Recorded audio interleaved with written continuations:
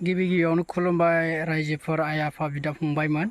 स' आं दिनै नैबे फंबायनि चेनेलावसो आं दिनै बुंफोरथि होनाय जाबाय।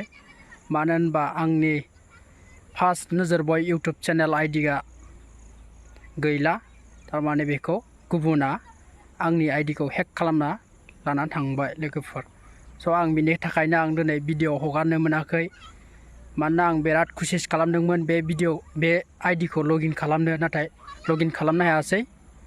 स' आं बिनिखायनो ओमफ्राय दायो नैबे फंबायनि इउटुब चेनेल दं, जाहाथे बेनि नायगिरिसिमनोबो आंनि गोसो गोरबोनिफ्राय हामलायनाय जासिहरनाय थाबाय।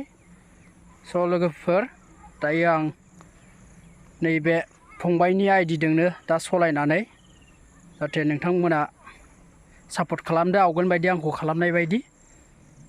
आरो बे आवगायाव बे चेनेला माबासोमोन, बे चेनेला आवगायाव साइरिसो हगारोमोन लोगोफोर। स' बिनिखायनो आं दायो ब्लगाव लाबोबाय, केटेगरिखौ चेन्ज खालामना होबाय लोगोफोर। स' बेयाव नोंथांमोना अनोबा आंनि चेनेलखौ सापर्ट खालामबानो जाबाय। आं दिनैनिफ्राय ब्लग बनायनो सुरु खालामसै लोगोफोर। स' नोंथांमोना मोजाङैनो नायलांजोबबानो जाबाय। इयुनाव आं जिखि चेनेलाव आंनि भिडिअ हगारगोन, नोंथांमोना आंखौ अननानै सापर्ट खालामबानो जाबाय।